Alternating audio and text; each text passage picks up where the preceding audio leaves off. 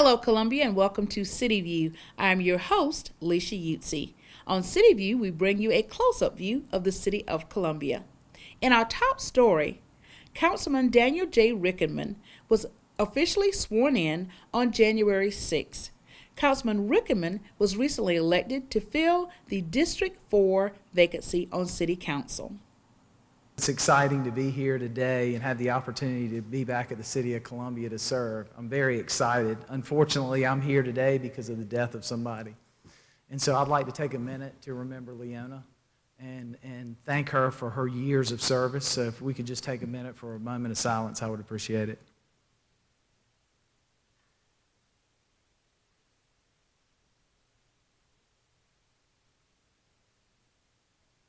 So with that, I want to thank everybody for coming tonight. I'm not going to sit up here and preach and extend and go through. We're really excited about the opportunities. I had my first set of meetings today with city staff, and we're getting into gear and ready to go for Tuesday's meeting. So they already put me to work. They sent me home with a stack of notebooks and a lot of paperwork to read over. So I'm looking forward to it. Thank you all for being here tonight.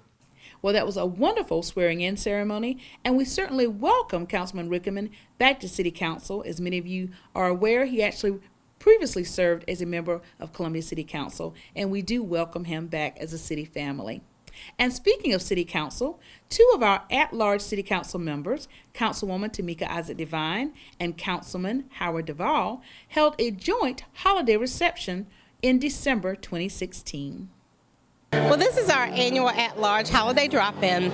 Every month, Howard and I do an at-large open house where we invite citizens to come in and talk with us and bring to us any city questions, comments, or concerns that they have.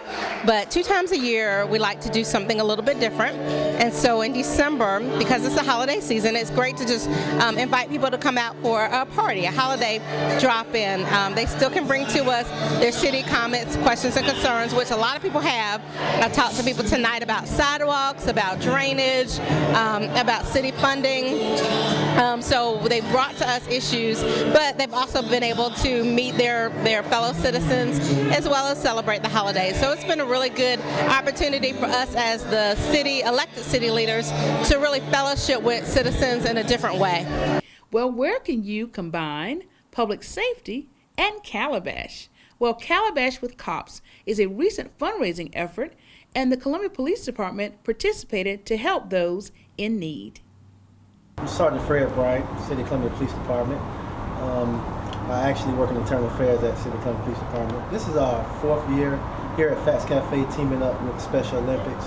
We team up with the Special Olympics to try to raise money for kids with special needs, and we come out here during lunch and dinner on 2 days, and we actually serve what the service staff is. The staff here at Fatz Cafe is awesome. They always welcome us with open arms, and so does the public when we come out to ask for funds for this great cause. To kick off the new year, Columbia Animal Services has announced a new adoption fee for 2017. For 2017, we really want this to be our biggest adoption year ever. So we decided to try sort of a new trend, and that is to reduce fees to the point where really it's the deal is just too good to pass up, but it's just $35 to adopt a cat, dog, kitten, or puppy. And that includes the fact that they're already spayed and neutered, they're microchipped, they're vaccinated, they're dewormed, they've been given a once-over by our staff veterinarians. So it's just for that price, you really can't beat what you're getting for that little bit of money. Our goal of not ever having to euthanize healthy adoptable animals again is that's part of it, is getting as many as we can out the door, and that price is not only for the public, but we work with a lot of rescue groups as well, and they get that same great deal, and that's so they can get those animals, move them to new environments where they're getting in front of a new audience if need be. Some of our long-term animals really benefit from that, or some that are a little harder to place, maybe they have medical issues. So our goal is to make it as easy as possible for folks to acquire these pets, but still get them into good homes or good outcomes. There have been lots of discussions recently about water and water bills. To bring it to your attention, Utilities and Engineering is sponsoring another water billing drop-in for citizens on January 19th. You can attend this session and get your questions answered about your water bill and the billing process. If you have specific questions, please bring a copy of your water bill with you. Again, the water billing drop-in is on January 19th. And while we're talking about water, how do you read a water meter? Well, staff in our Utilities and Engineering Department recently took the time to walk us through the process for reading a water meter, and we want to share that information with you.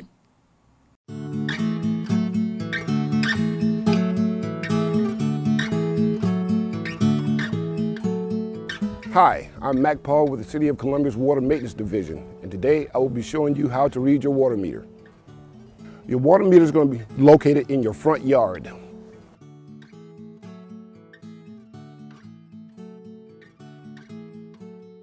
Now be careful when you're opening your water meter. Be sure to check for spiders, ants, or any other type of bugs.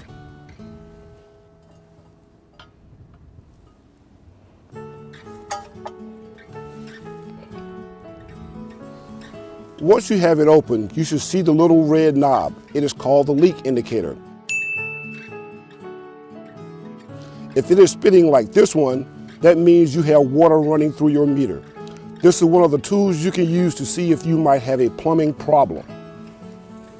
You will also see a series of numbers that show how many cubic feet of water have passed through this meter. The first two numbers with the black background shows the ones and the tens.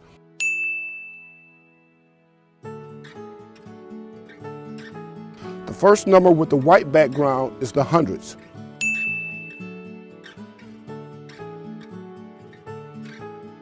Each time the red hand goes around, it also advances the number in the first spot. When it goes around 100 times, it advances the first number in the white area. The City of Columbia charges you for complete units of 100 cubic feet. Your city meter reader only reads the numbers on the white background. While this meter says that 93,327 cubic feet have passed through it, your bill would only show a reading of 933.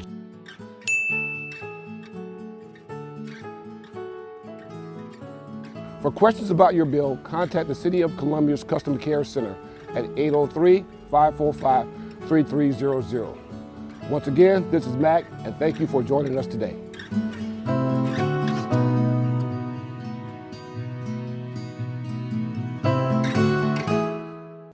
We also want to remind all of you that our annual Dr. Martin Luther King ceremony will be held on January 16th at Martin Luther King Jr. Park. At 3:06 p.m., there will be a wreath-laying ceremony at the Stone of Hope, and the official city ceremony will begin at 4 p.m.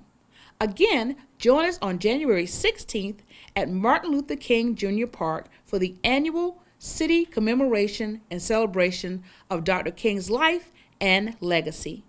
If you would like details about this ceremony, please contact Parks and Recreation at 545-3100 or visit our website at columbiasc.net. Well, as you can tell, we have a busy January coming up, and we appreciate you joining us for City View, where we give you an inside view at the City of Columbia. For any details or information that you need about any of the stories that we've covered, contact Public and Media Relations at 545-3020. Again, that's 545-3020. Email us at pio@columbiasc.net or visit our website for more information. Also, make sure you follow us on all of our social media platforms, especially Facebook, Twitter, and Instagram. Again, thank you for watching, and stay tuned to City TV for all the latest information and details from the City of Columbia.